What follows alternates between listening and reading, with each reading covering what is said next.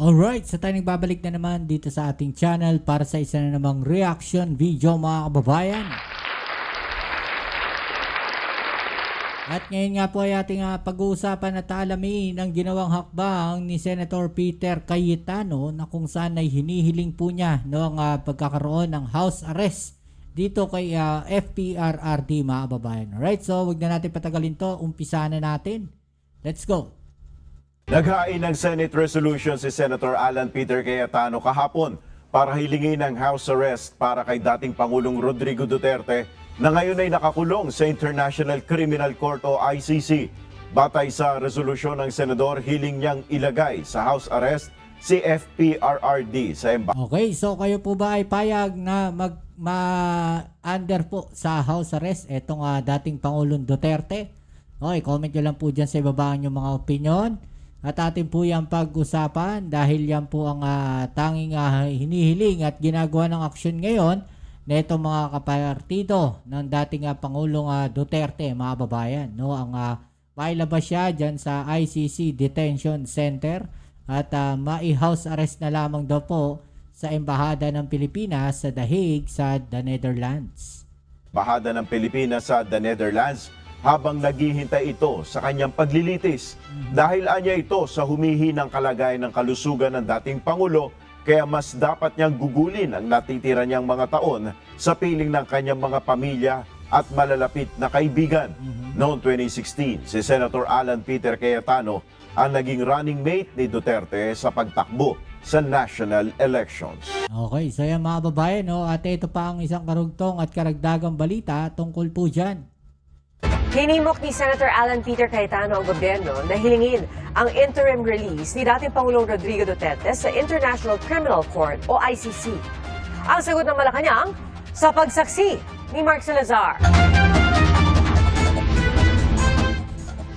Sa inihaing resolusyon ni Senador Alan Peter Cayetano, hinihimok ang gobyerno na hingin sa International Criminal Court. Okay, so ito po ang sabi dito mga babayan, no, ni Senator Peter Cayetano, no, kanyang naging resolusyon expressing the sense of the Senate to urge the Philippines to advocate before the International Criminal Court for the interim release of former President Rodrigo Roa Duterte, including inter alia entering into an arrangement with the ICC to receive custody of PRRD in a form of house arrest or modified house arrest or any other appropriate arrangement in the premises of the Philippine Embassy in The Hague, Netherlands, mga babayan. Dahil nga po ang kanilang katwiran at dahilan ay ang kalagayan po no, ng dating Pangulong Duterte na siya daw po ay matanda na, mga babayan. Kaya naman ang gusto nila ay maipa-house arrest na lamang po ito.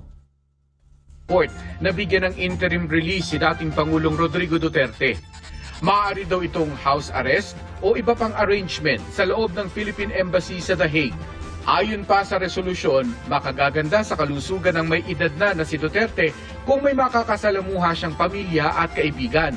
Dagdag dito, dapat tratuhing inosente si Duterte hanggang hindi napapatunayang guilty.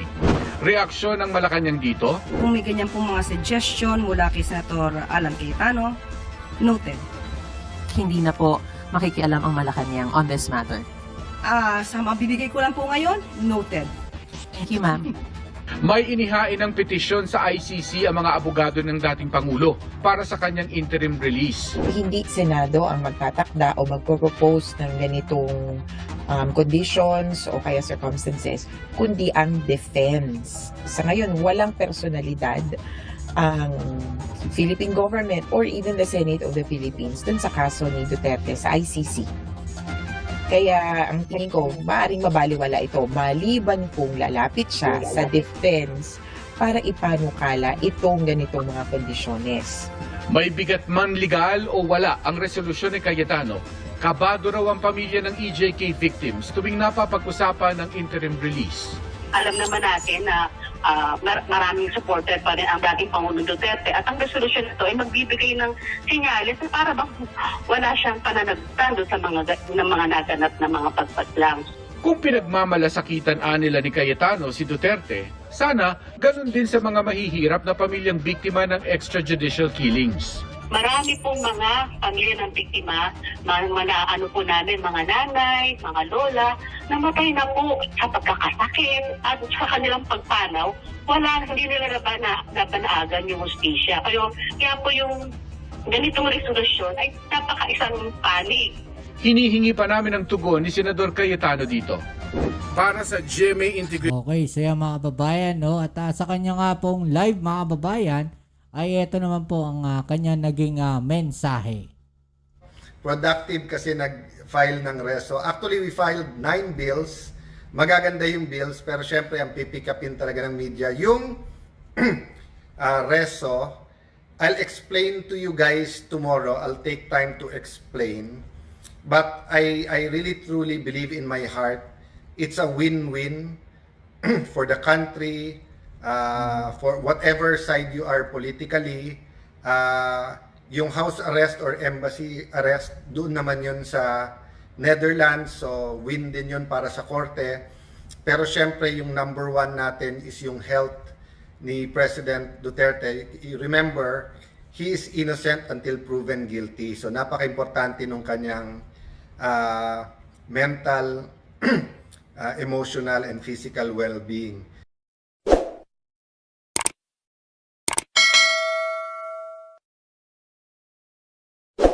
Guys, don't forget minsan kasi pag wala na sa news, nakakalimutan natin to pray for the Middle East, for Israel, for peace in the region, understanding, for yung mawalan ng doon ng human suffering talaga kasi volatile talaga yung region. And tandaan niyo po, no, milyon ang Pilipino sa Middle East. 'Di ba ang life is a journey eh. So talagang pagkabata ka, talagang yung activism mo, idealism, hindi dapat mawala yung idealism mo pagtanda mo. Pero kailangan yung wisdom mo naman lumalaki. So it's just that when you're older, you see certain cycles, you see what can be done, what cannot be done. Pero when you're younger kasi, 'di ba, hindi mo tatanggapin na basta that cannot be done. So I wonder talaga sa Pilipinas ilan beses nananakaw yung ating destiny or opportunity, 'di ba? Filda, yes, dapat makauwi. So tatlo po 'yan, 'di ba, yung conditional release niya. Kung makukuha naman, no problem. Kaya lang marami na nag-object. Tapos, medyo nakikita ko kasi yung politika ng human rights sa Europe. I'm not saying mapolitika ang human rights. I'm saying iba ang takbo doon. And parang napakalaking price para sa kanila sa ICC na para bitawan ang kaso na to, even if marami sa atin ay tingin wala silang jurisdiction. Ang problema, 6 to 7 years yung kaso, may edad na siya, at laki ng epekto sa health ng isang tao pag malungkot. Especially pag ganyan age, nung may sakit dad ko, voluntary pa yon na pumunta sa US. Pero yung lungkot niya na malayo sa ibang pamilya, malayo sa bansa niya, malayo sa mga barkada niya, it takes its toll eh. So that's why when we drafted the resolution, pinagpuyatan yan ng ilan staff natin, lawyers natin. So I really thank all of them. Sinabi ko lang pag-pray nila, tamang-tama, hindi sila umuwi. Nung sinabi kong umuwi na sila, I think that was like 9-10 o'clock. Kasi may ka-meeting din ako. So tinapos nila. It came out very well. And it's really a balance. If you have a chance, basahin nyo yung buong resolution. It's really balanced. At alam niyo po, pagka ang dating Pangulo ay na house arrest or na embassy arrest, it won't settle all the issues, but magkakaroon naman tayo ng sense of, how do I put it, security, stability, sense na at least may naayos na one part, which is his health and safety, di ba? Fort, everyone's welcome here, but alam mo, Fort, ayun na, seryoso to na even sa pinakakaaway na kaaway ko, and even nung hindi ako ganun ka-spiritual, wala sa ko talaga, sa utak or puso na to wish masama sa kalaban. So even sa mga kapwa kong nagmamahal kay President Duterte, don't wish evil sa kalaban or bad health or ganyan. I mean, na kay Lord yung vengeance eh. Siya naman nakakaalam ng lahat eh. Na kay Lord yung justice. Basta doon tayo sa tama. Of course, yung government actions were all we all should comment, criticize, etc. But yung may physical na mangyari sa ibang tao, magkasakit, etc. Try natin talaga alisin sa ating utak, vocabulary, sa ating puso kasi Tama naman. yan, di ba yung di ba kasi we can't help it, emotional, so magkakasagutan talaga tayo, di ba? So guys, Kaya nga, yun din yung sinasabi natin mga kababayan, no? Na wag nating hilingin na may masamang mangyari. No, ang hilingin natin, no, magkaroon siya ng good health at matapos no yung kaso, magkaroon ng ano tawag natin dito, magkaroon ng resulta, no, kung ano man yung kaso na yan diyan sa ICC. Pero kung hihilingin natin no na may masamang mangyari sa dating Pangulong Duterte, foul na po 'yun. No, wag nating gagawin yung mga kababayan, ha? Pangit po 'yun. No, yung naghihiling tayo o nag-aasam tayo na may masamang mangyari no sa kapwa natin. 'Di ba? Pangit talaga 'yun. Mapa pro admin kayo o mapa pro Duterte kayo, na huwag ninyong gagawin 'yon dahil baka mamaya sa inyo bumalik yung mga sinasabi ninyo. Huwag naman sana, 'di ba? babalik ako sa values, di ba? Values. Lahat tayo, binavalue natin relationship sa Panginoon at wala pa akong nakikitang religion na tinuturo na huwag tayong magmahalan, di ba? I'm talking about yung at least yung mga religion na na pre-present sa atin ng mundong ito. Of course, you know what I believe in, di ba? But yun nga ang sinasabi ko na anyone or anything that teaches us na gumawa ng masama, medyo mabigat yun. Kasi iba pupunta. Hindi tama. Oh. Yeah, Jonathan, legitimate naman na pagtingin nating guilty ang isang tao, legitimate naman na parang we pray, we feel na sana they face justice at